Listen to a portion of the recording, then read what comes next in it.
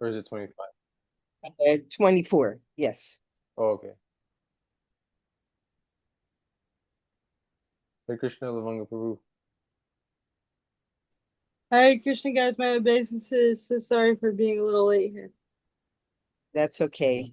We're all running a little bit behind. Now, I'm just looking for my opening prayers that are here in my chat to myself. I'll find that.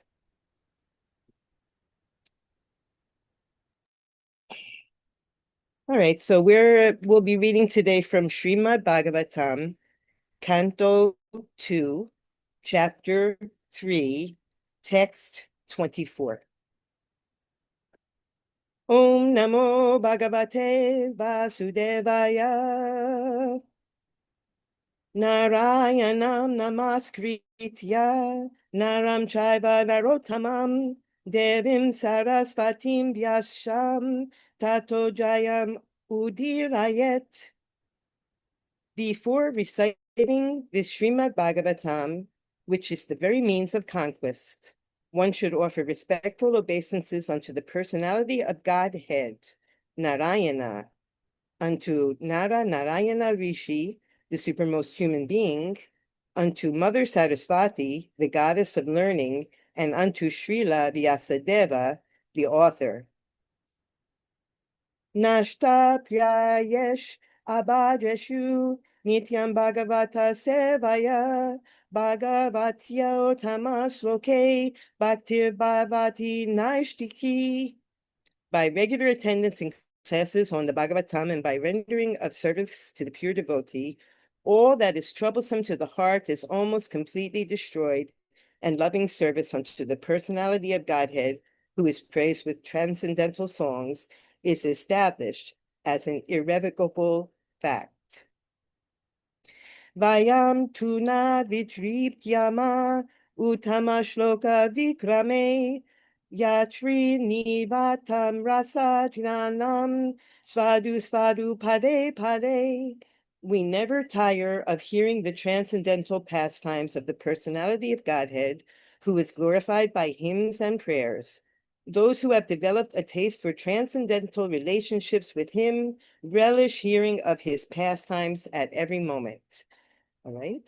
Now, the reminder that we are in Canto 2, Chapter 3, Text 24.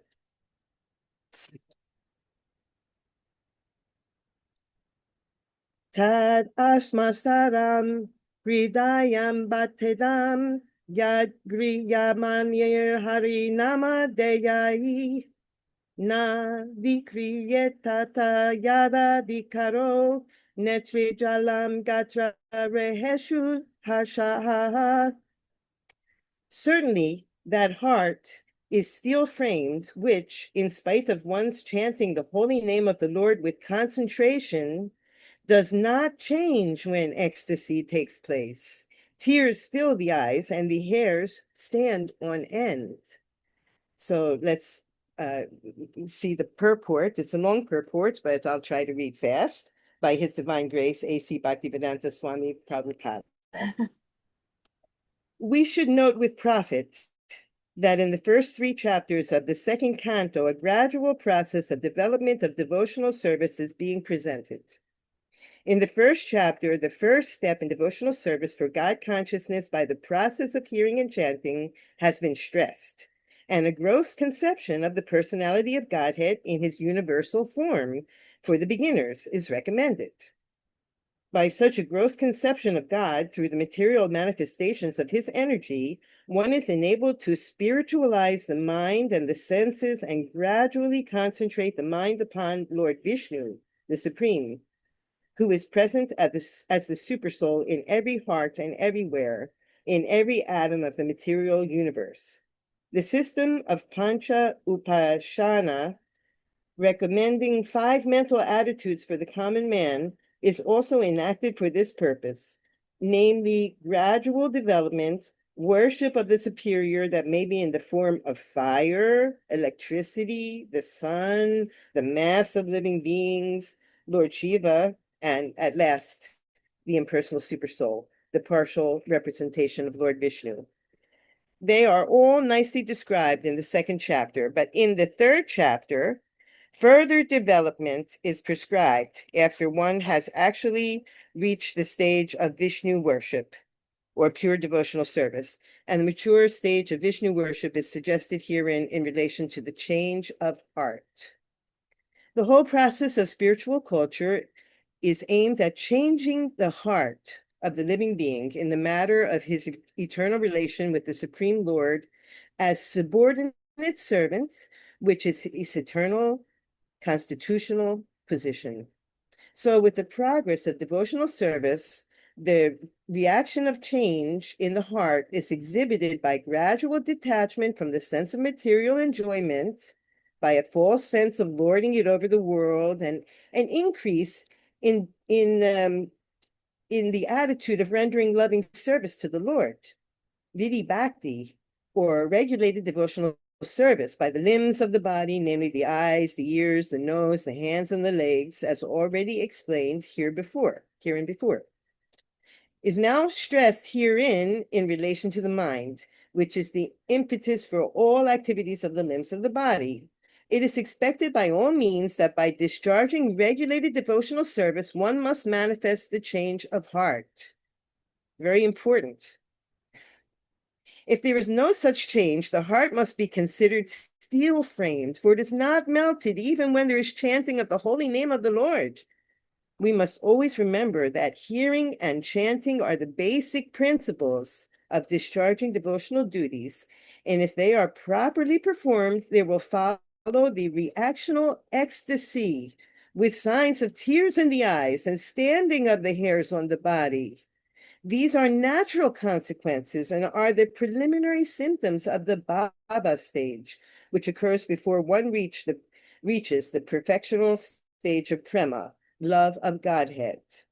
If the reaction does not take place, even after continuous hearing and chanting of the holy name of the Lord, it may be considered to be due to offenses only.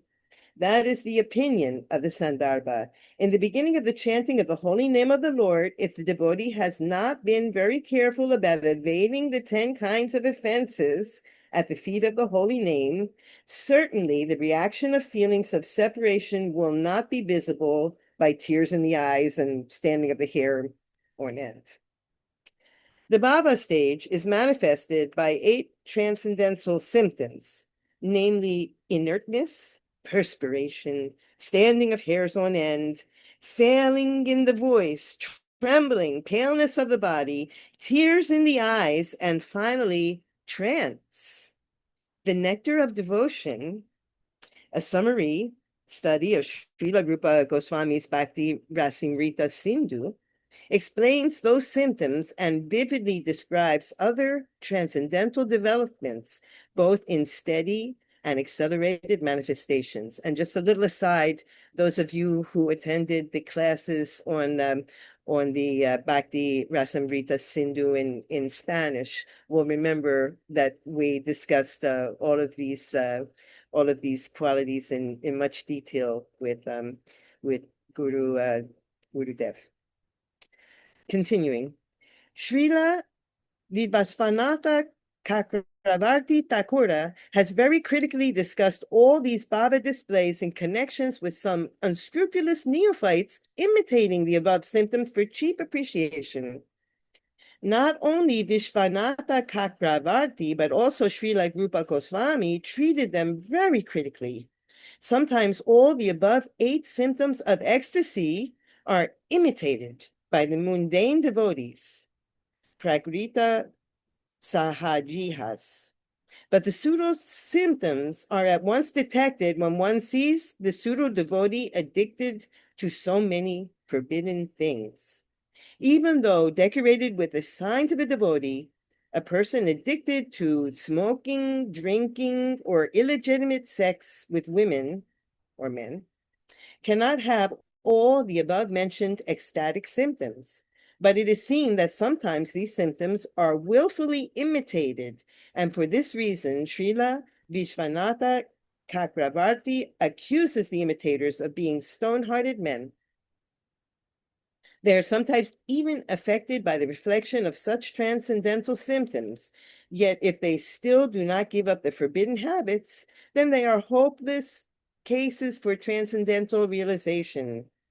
When Lord Chaitanya met Srila Ramananda Raya of Kavaur on the bank of the Godavari, the Lord developed all these symptoms. But because of the presence of some non-devotee brahmanas who were attendants of the Raya, the Lord suppressed these symptoms. So sometimes they are not visible even in the body of the first-class devotee for certain circumstantial reasons. Therefore, real steady bhava is definitely displayed in the matter of cessation of material desires, kishanti, utilization of every moment in the transcendental loving service of the Lord, Vayarta Kavatvam, eagerness for glorifying the Lord constantly, Nama Gane Sada Ruchi, attraction for living in the land of the Lord, Priti Stad Vasati Shtitale, complete detachment from material happiness, Virakti, and pridelessness, Mana Sunyata. One who has developed all these transcendental qualities is really possessed of the Baba stage, as distinguished from the stone-hearted imitator or mundane devotee. The whole process can be summarized as follows. The advanced devotee who chants the holy name of the Lord in a perfectly offenseless manner and is friendly to everyone can actually relish the transcendental taste of glorifying the Lord. And the result of such realization is reflected in the cessation of all material desires, etc., as mentioned above. The neophytes, due to their being in the lower range of devotional service, are invariably envious, so much so that they invent their own ways and means of devotional regulations without following the acharyas. As such, even if they make a show of constantly chanting the holy name of the Lord, they cannot relish the transcendental taste of the holy name. Therefore, the show of tears in the eyes, trembling, perspiration, or unconsciousness, etc., is condemned. They can, however, get in touch with the pure devotee of the Lord and rectify their bad habits. Otherwise, they shall continue to be stone-hearted and unfit for any treatment. A complete progressive march on the return path home, back to Godhead, will depend on the instructions of the revealed scriptures directed by a realized devotee. And having reached the end of the purport, I will go back and repeat the translation for the benefit of anybody who tuned in the middle or who has forgotten what the translation actually is. This is Canto 2, Chapter 3, Text 24. Certainly, that heart is steel framed, which, in spite of one's chanting the holy name of the Lord with concentration, does not change when ecstasy takes place. Tears fill the eyes and the hair stand on end. Wow. This is so full of so much information and so much reference to the Nectar of Devotion, another book that, another book for us to study that we were studying in Spanish with Manunatha Maharaja. And it's just full of so much information.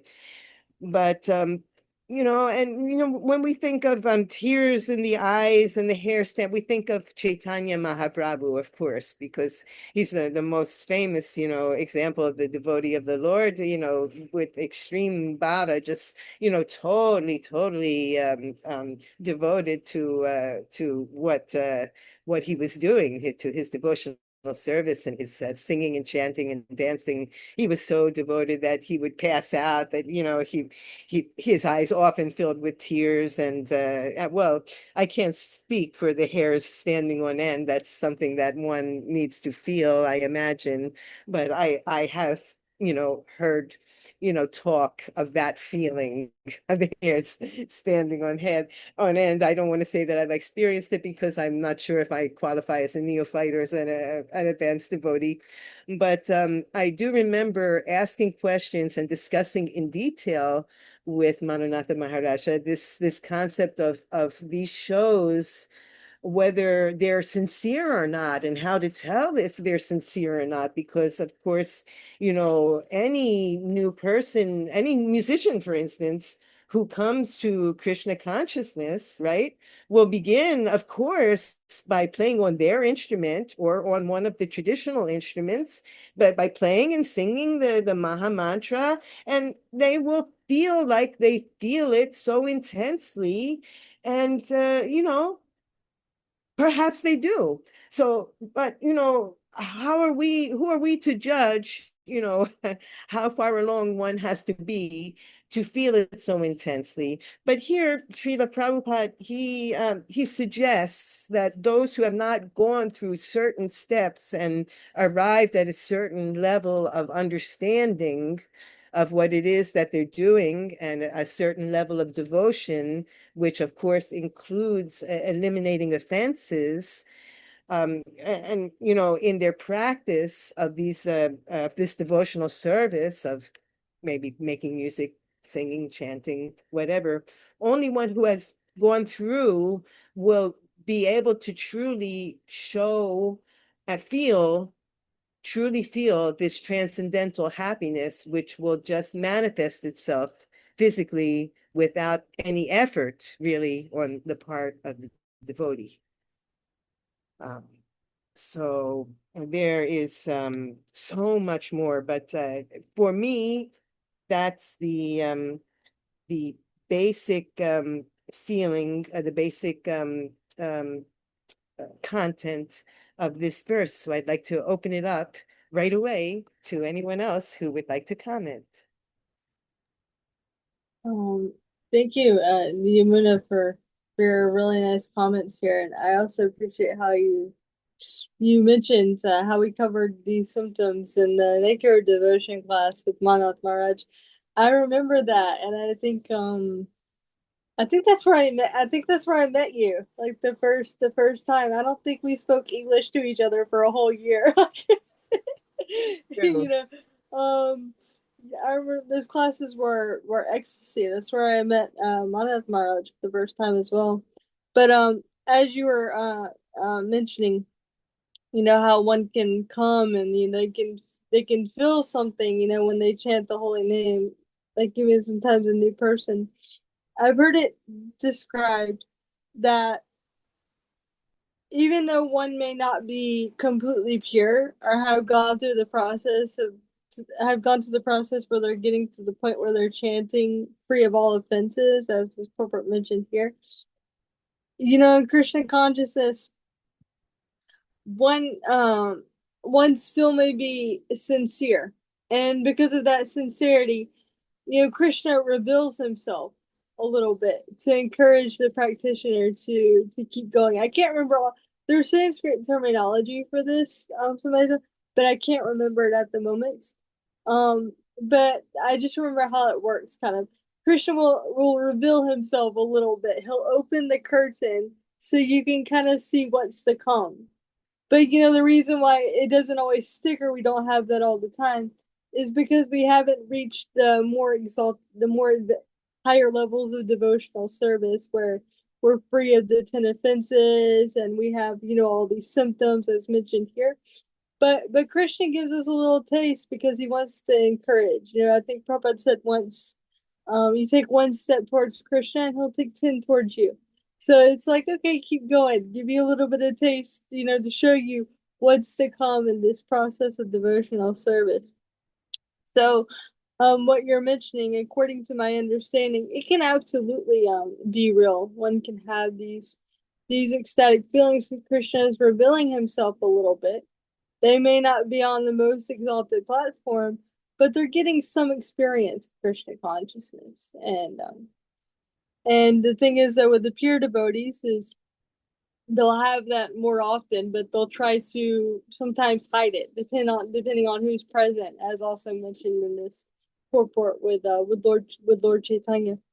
And then also I just wanted to say, one of the things I appreciated about this purport is that it explains too also sometimes why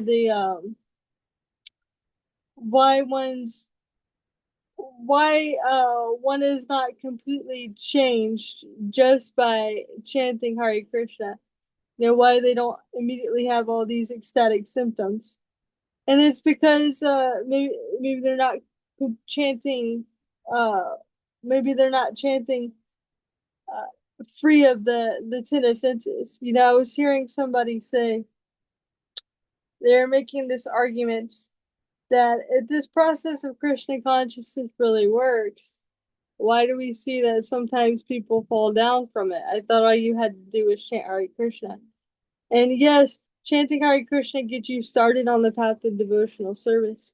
And eventually you'll make it. But you'll make it faster if you try to avoid the 10 offenses. Otherwise, you might go back and forth, back and forth, back and forth until you have enough experience in the material world that you're like, okay, I want to give this up more. Krishna intervenes, puts you in this situation, so you give up this, you give up that. So the process works, but you know, there's conditions in which things work better, and it works much faster when we avoid the 10 offenses. We don't have to be pulled the hard way. And I because I was just hearing somebody make this argument yesterday, and I was like, "What? You know, how, according to the Prabhupada's books, how do we defeat this argument?" And then I see it here in this purport. So that's also one of the things that I appreciated about it as well, is that, you know, we have to do our part. Krishna is also a person, and you know, he reserves the right to reveal himself. So one can be chanting Hare Krishna, but if you know you're blaspheming devotees, as mentioned in 10 offenses, you don't really care for the orders of the spiritual master, you think chanting Hare Krishna is imagination, then you know, I mean, Krishna might be a little bit hesitant just to take you all the way. You know, you need to go through a process where you know, you're not being so offensive. So yeah, that was another thing that really stuck out to me in this purport as well. So Yes, yes. There is another very important point here, just like you know, when you watch a movie, you know, you get to some point where the title of the movie appears in the in the scene. Well, here it says the whole process of spiritual culture is aimed at changing the heart of the living being in the matter of his eternal relation with the Supreme Lord. You know, which is the you know, this is chapter 3, pure devotional service, the change in the heart. This is what it's all about. You know, and how does this change in the heart take place? Well, it's a very gradual process. And, you know, we feel, like you said, Mother Lavanga, you feel a little bit of ecstasy in what you're doing, and that keeps you going back for more, keeps you, you know, chanting, keeps you, you know, doing service, keeps you, you know, returning for more. And eventually you get to, you know, a point, you know, you get to a changes in your heart where it's easy for you to let go of that material world. It's easy for you to stop doing the offenses because you're really changing, you know, you're changing deep down in the heart. And you know, so that's what the whole process is about. The reaction of the change in the heart is exhibited by gradual detachment from the sense of material enjoyment, by a false sense of lording it over the world, and an increase in the attitude of rendering loving service to the Lord. It's right there. Thank you, Srila Prabhupada.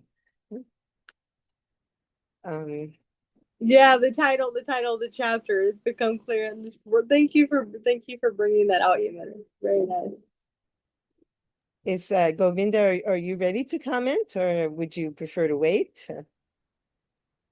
Sure. Yeah. Thank you both so much. I missed like the last, I guess, couple, like maybe 3 minutes of what. Well, briefly, we just mentioned that the name of the chapter is in here because it talks about the change in the heart. You know, Mm. that's briefly what we just mentioned in your absence. Oh, okay. Um, well, yeah, thank you both for sharing your points. I really appreciated Lavanga Prabhu's point about I forgot exactly how you worded it. how how Krishna kind of like pulls the curtain back a little bit, even as neophytes. Like Krishna can pull back the curtain a little bit, and we do get to experience something. Um, I like that explanation because because we can kind of um, we can kind of believe that we're on a platform that maybe we're not because we're experiencing these emotions or something. And so we're thinking, oh wow, I must be so advanced because I'm crying and it's like and I feel shaky like when we're chanting. Wow, it's like I must be like a really exalted devotee. But then explaining that no, you're a neophyte, but Krishna is just kind of giving you a little taste so that you can actually get rid of these anarthas, work on these anarthas, ask for purification, pray for the help that Krishna remove these things from our heart so that we can actually be situated on that platform where we're not just getting like a little teaser, but that's actually our life. In our life, we're experiencing this kind of deep feeling and deep connection with Krishna that in our neophyte stage, we're not. And it's just through Krishna's mercy, the mercy of the Guru, and the devotees that we get these little nuggets, we get these little tastes of it. I love how Prabhupada um, brings about Srila Vishwanatha Chakravarti Thakur and Rupa Goswami's condemning the imitation of these kinds of symptoms. Um, it's very clear, and he even I like how how he really breaks it down and explains that that the neophytes, so it's neophytes, like myself, that we can we're just kind of confused on exactly how practicing Krishna consciousness should look, like having the full picture of what it is. And so sometimes I really like how Srila Prabhupada says the neophytes, due to their being in the lower stage of devotional service, are invariably envious, so much so that they invent their own ways and means of devotional regulations without following the acharyas. So out of envy, neophytes, sometimes we or others, whoever, can try to imitate because we're jealous. We want to kind of put on a show that we're somewhere that we're not. Maybe for others, maybe even just for ourselves. Maybe we for ourselves we have to put on some kind of a show so that we can feel better about who we are. But the hard thing is the hard thing is actually being on the real stage of steady bhava. For Prabhupada, he expressly says what that means. When you're on the real stage of bhava, you don't have any more material desires, shanti. You are using every single moment to try to serve Krishna, avyartha kalatvam. You're eager to glorify Krishna with I'm not going to keep reading the Sanskrit. You have your attraction for living in the land of the Lord. You have complete detachment from material happiness. You're prideless. All these, having these qualities is really high. Even just the first one, I mean, even just having no more material desires, that is such a high platform to be on. So to really get to the stage of bhava, it's really high. It's not impossible, but that's where sometimes, it's just Kali Yuga. We're one of the qualities that we have is laziness, I think, or I know that's brought up about. I don't know if it's officially a quality that we speak about, but I know that gets tied in with Kali Yuga, that the living in the jivas in Kali Yuga have the tendency to be lazy. So in that laziness, we can try to skip over these steps, skip over these actual stages, so that we can be on a platform that we're actually not. And so it's still mercy though that when we come to the realization that maybe I'm not as advanced as I thought I was, that's actually still mercy because then we actually we can have an understanding of where we really are in our Krishna consciousness. And when we have an understanding of where we really are, then we can have a better understanding of what our actual next step should be, rather than what we think, what in our in our like illusion mind think that, oh, one phrase is like jumping to Raganuga Bhakti. So it's like um, basically trying to jump into like a higher practice in our Krishna consciousness that we're actually not ready for yet.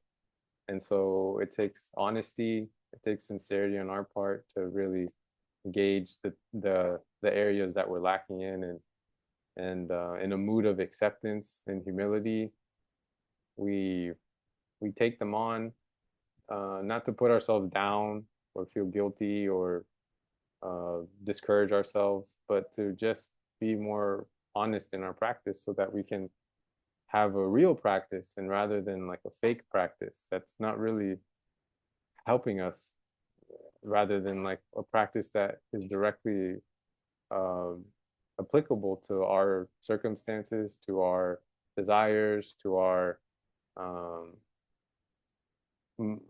to our level of Krishna consciousness. So this was a really, really nice verse. And Srila Prabhupada's understanding, and I mean, purport is so beautiful. And yeah, just discussing it, hearing everyone's points, yeah, it's really ecstatic. And so, Yes, uh, absolutely. This idea of the neophyte sometimes imitating, sometimes you say, well, why do we talk about it and call him unscrupulous, and doesn't he just like feeling sambhava, but I don't know, sometimes one may live through this experience sometimes where somebody shows up who doesn't at the temple, who doesn't really follow, doesn't know very much about the Hare Krishnas, but knows the Maha Mantra enough to maybe, chant a little bit, or make some music with it. And but meanwhile, they're acting totally incorrectly, like being rude to people or being rude to the organization. They don't know how to respect or what to do or whatever. But then they make their music and they're like, oh, like as if they want to be the recognized for what a beautiful, music. This is the best rendition of Hare Krishna I ever heard, or something like that. But in the meantime, they don't really have any, that can be confusing. It can make us, can frustrate those of us who are doing more, and really struggling to work our way up the ladder of Baba. To see somebody come in as if they know it all, but they're acting totally incorrectly. So I guess that's why, there's a little bit of, the type of, I don't want to say name calling, but when you call people unscrupulous and stuff like that, it's like as if they're scheming in the background to mislead us. And I'm not sure if that's true, but it can be very annoying to us when somebody comes in to show off when they don't know anything. They don't know maybe the classic background of Bajan. You know what I mean? So, having said that, maybe one of you two would like to react, but first I would like to ask if Abby is able, or to participate in the discussion today, because I see that she's tuned in.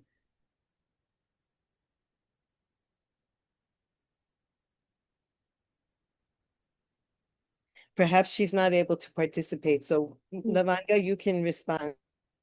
Yeah, I was thinking it's probably like one of those things where like you want to hear it, but you have like many things to do, so you're not like right at your computer. So yeah, I would like to also add that this verse is actually a famous verse in the Shrimad Bhagavatam. It's one of the memorization verses, I believe, for Bhakti by Bob.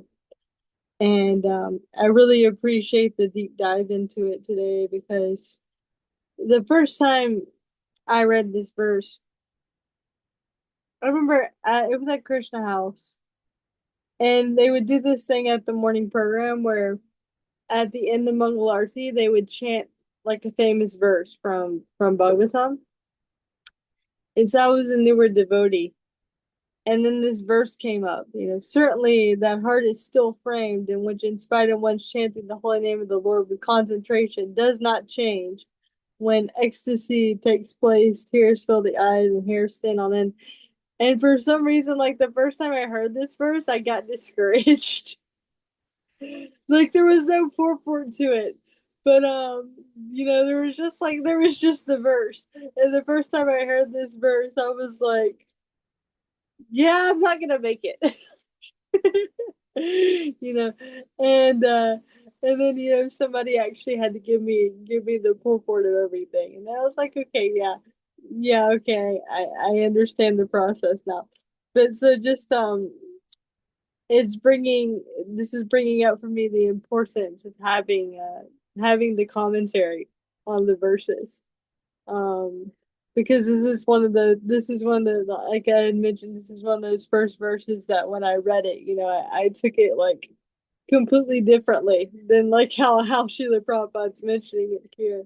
And I thought, wow, this devotional service is really hard. Like I'm up in the morning, and I'm chanting Hare Krishna at that time I would wake up at 3 a.m. and I would try to chant most of my rounds before the Mangal Arati. And I thought, wow, like I'm doing this, and um, I'm not, I don't have tears from the eyes and hair standing on the end, and wow, my heart is one of these still framed, and I'm just no luck for me. So I just also wanted to bring that up that this is one I got a lot of appreciation from Prabhupada's purports, from Bhagavatam, and that it's important to have them because otherwise we might take something in the wrong way. Yeah, Govinda? Well, one thing I'm like hearing your experience with it too, it's making me think about like the wording of it though. Because it's saying, certainly that heart is steel framed, which in spite of one's chanting the holy name of the Lord with concentration, does not change when ecstasy takes place. So I guess like if I were to talk to your Krishna house self, then my one thing that stands out to me is that it's like, well, it's like a question. It's like, well, have you experienced any of these ecstasies? Like, have you had tears in your eyes? Have you had hair stand on end? Then it's like, then actually the verse in my head, my understanding, it's like, well, actually the verse doesn't apply to you because you haven't had these experiences yet. So you haven't even had an opportunity to change your heart. Yeah, that's another thing. And at the time, because I was experiencing some happiness and like the chanting of the Maha Mantra, but not on this level. But still, I Mm. was being really hard on myself at No, the moment. yeah. No, yeah, and that's how I took it too. Like reading this verse, that's how I it's like, oh man, yeah, I got a steel framed heart. Like it's like, yeah, there's no no hope for me. Um, but then that part stood out to me. It's like, well, I mean, yeah, I feel like everyone at some point while we're chanting and kirtan, like some kind of tears or something. I think for everyone, like that happens. But I don't think I've ever had like hairs standing on end or anything like that. So maybe this verse Yeah. doesn't fully apply to me because I haven't experienced these ecstasies. So it's like maybe my heart isn't steel framed, but like plastic framed, or I don't know, like Maybe that's the important part, Govinda, the part about the certainly that the heart is steel frames. Maybe it's so difficult to break that steel frame. This yeah, changing of the seriously. heart is not a simple process. Hmm. Maybe that's the important emphasis here, more than the tears in the eyes or the hair standing on end.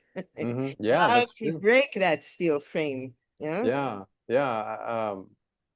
What is it? Prabhupada even says something really nice. Like a friendliness. I know he said that, like where one is friendly to everyone. Yes. Okay, well, so yeah, yeah, he says it at the end. Um, so that like yeah, so just talking about like the steel framed heart and how one aspect of that is especially in the West, I feel we have this kind of guard, we're like guarded.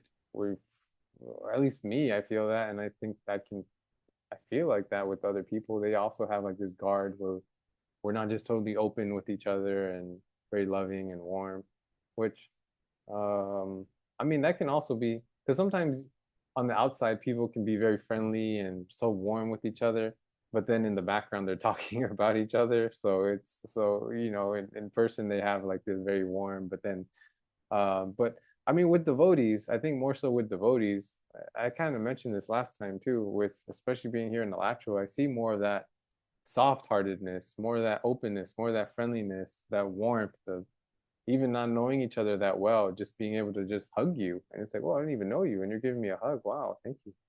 Um, so that being an aspect of how yeah, of how we know if we're advancing in our Krishna consciousness is that we are genuinely more friendly to everyone. It's actually, and it's genuine. It's not this kind of false thing, but we genuinely have this um loving mood towards everyone. What is it? Magnanimous? I think that's the word. Or devotees magnanimous? Yes, that's a very good Or maybe, word. That includes everybody. Yes. yeah. Or I don't know if magnanimous has to do with money. I know that's, yeah. But so, yeah. So like, I mean, commenting on the experience you're mentioning too with the devotee, maybe not, maybe showing one thing and then actually kind of almost like being in contradiction of the practice. Like, yeah, that I just remember that Prabhupada, he, Giriraj Maharaj, he mentioned in his memories of a devotee, they called him Crazy Pete, something like that. And it was in the Boston temple, I believe, that Crazy Pete, he would be sleeping in the middle of the hallway in the temple room, and he was just kind of really out there. And so Giriraj and I guess Giriraj Maharaj and maybe other devotees came to Prabhupada and were kind of expressing their uh, kind of their complaints to about Crazy Pete, the Prabhupada, and Prabhupada basically told him that that for them to tolerate Crazy Pete just as he tolerates the devotees.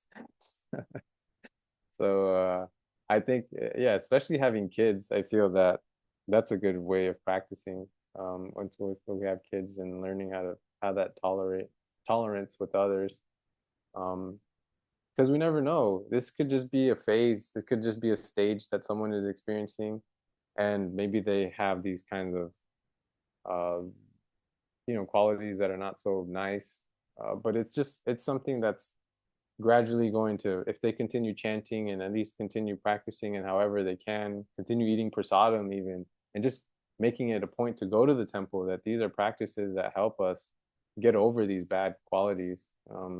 We're all, I know Guru Maharaj talks about the temple being like a school. So we're all learning. Some of us are in 12th grade or in college, and some of us are in first grade. And so you can't expect like the first grader to uh, you kind of expect the first grader to be making a mess of things. But so we just kind of do our best to help each other as well. And then Crazy Pete ended up being a super scholar. He's Yeah. Kushakrata Prabhu. Yeah, he became Kuchikarte, yeah, and he ended up like translating So many a books, bunch yes, of books, so and many. he just had different propensities. Like, back in the day, like people would all go out on book distribution. And he would like distribute maybe 3 books and then sit down and just read the books for like the next 5 hours, whatever. But he used to copy them. And this is told by me. This is told to me by somebody who knew him. Wow. I didn't know him, but yeah, I think he had already passed away when I took up Krishna consciousness, but he used to copy the Sanskrit alphabet during like Bhagavatam class, and that's how he like learned Sanskrit, and then became this great scholar. So you never know what somebody's potential is. Yeah. I heard about that too with like Bhagavatam classes, like different things that devotees would be doing to like stay awake. And it's interesting, like some devotees they'd be painting or they'd be doing sketches. Some devotees would be doing like math problems or like super complicated things like that. I mean that I've only heard that one time from someone who was there, like the disciple of Srila Prabhupada who was there in the classes and so um You just reminded me of that. Oh yeah. It's Yeah, they didn't 10:52. sleep much back then. So, you know, like Oh whenever they yeah. would sit down, they'd have to do something to stay awake. Yeah. Yeah. Yeah. I forgot who was talking about in New Vrindavan, where Prabhupada was reading Krishna book, or the devotee was reading Krishna book, and Prabhupada was telling him to continue, and they're saying like the sannyasis, they could see their dandas. You could see the dandas of the sannyasis kind of going down and then coming back up when they would wake up again. And then after enough of that, Srila Prabhupada was like, okay. Uh, uh, so sweet. Yeah, Krishna consciousness is so sweet. It's challenging. Yeah, it really challenges us in so many ways. Really pulls us in the areas that we really need to get pulled on or like straighten out in. But then but with that pulling, we also get that we should, at least if we're not, then we should have to try our best to kind of follow or kind of find that sweetness in Krishna consciousness, or else we're gonna fall away. You can't keep practicing something that's dry and you have no taste for it. So Exactly. yeah. Hmm. Um, I know Yamuna is the leader here, but I was just wondering, do you guys want to? This I next was verse going is to super suggest, Oh, it's short. not yeah, long. I was going to Oh, ask okay. you right now to go Yeah. ahead and read text 25 Oh yeah, because okay. it's the culmination of the chapter and it will be a good way for Oh us to yeah. culminate our discussion today. So Yeah, it's a without the good way to stop. Yeah. yes, Did you want me to do it? yes, I do. Okay. All right. Hold on 1 second here. Atha videyangamanulukulam prabhashase bhagavata pradana ya vaya shakir atmavidya visharado nripatim sadhu prishta.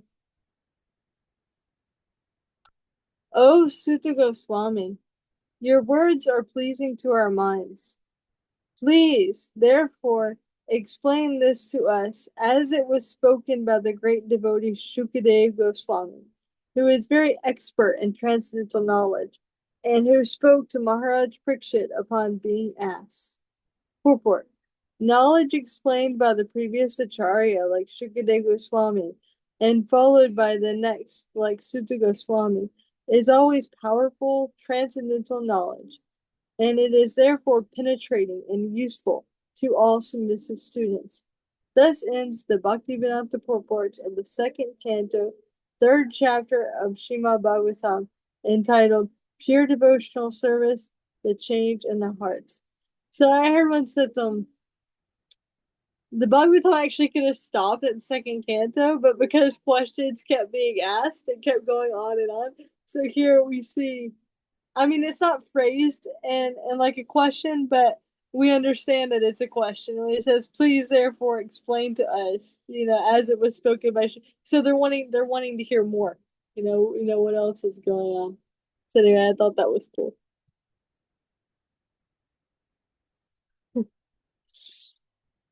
Right. So chapter 4 is process of creation. Is this where it gets really technical? Or is that third canto or fourth canto? It's in third canto as well. Oh, But okay. it gets technical here too. Oh, Because okay. I think Shima Bhagavatam has 10 topics, and one of them is creation. So, I was told that all the Puranas, I haven't read them, but Shima Bhagavatam is also the Bhagavat Purana. It has the creation story in it. So Hmm. this is yeah, this Yeah, is one of the very one of the good. main topics.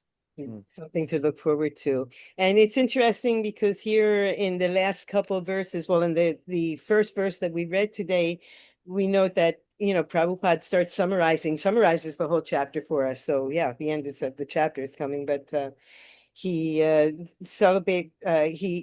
talks about the first three chapters being representing a gradual process of development of devotional service, and he goes on and sums it up for us. So this is a very good way for us to sum up the meaning today. Hmm. More comments? Oh, Jai, that was I really appreciated it. That very nice, like kind of deep study of the third chapter of Srimad Bhagavatam. Um, and and it really how should I say, it really sums up what pure devotional service is. But then I noticed that this fourth chapter, process of creation. So this from the appearances, it feels like it's going to be a little bit more of a technical chapter talking about, and it reminds me of Bhagavad Gita. You have you get to the 12th chapter, which is devotional service. And then after the 12th chapter, you get to the 13th chapter, which is nature of the enjoyer consciousness. And that's a more technical chapter. And it was, explained that if you're not completely convinced yet to take up devotional service, then you need to really understand your position in this material world. So with the 13th chapter, it goes into more detailed things that Krishna has already explained in Bhagavad Gita, but like in a more technical way. So like I was just thinking, that this, devotional first, explain devotional service, the process and the heart, but then we're going to creation. So it's like explaining a little bit more technically, like, okay, the process of how this material manifestation came to be or how creation started. So to help us further understand our position here. Hmm. So you're kind of saying like it's like the Srimad Bhagavatam is mirroring the Bhagavad Gita kind of in that way? Yeah, it appears so. It appears Oh, so. okay. Yeah. I mean, at least according to my current realization. Yeah. Yeah. I mean, I trust your realization more than mine, so I'll say yes too.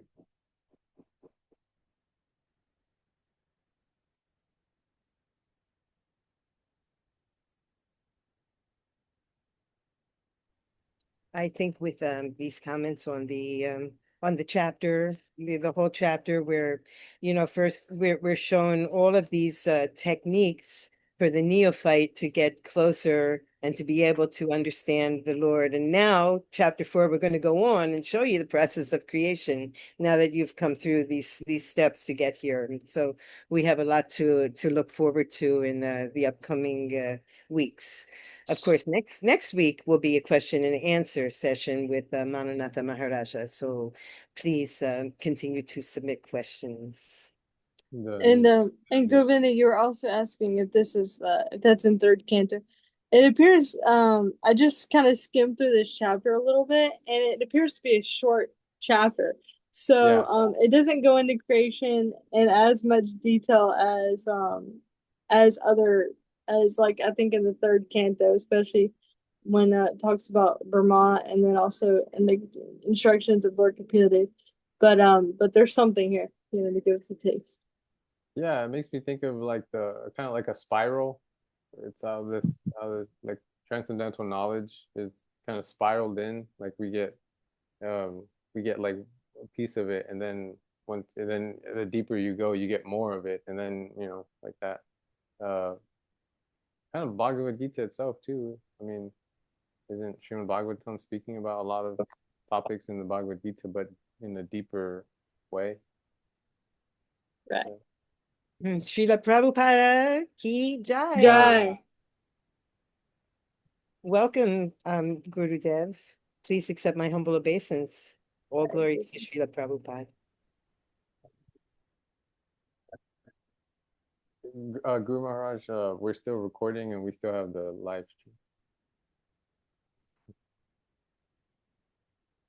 Okay. Facebook, stop record.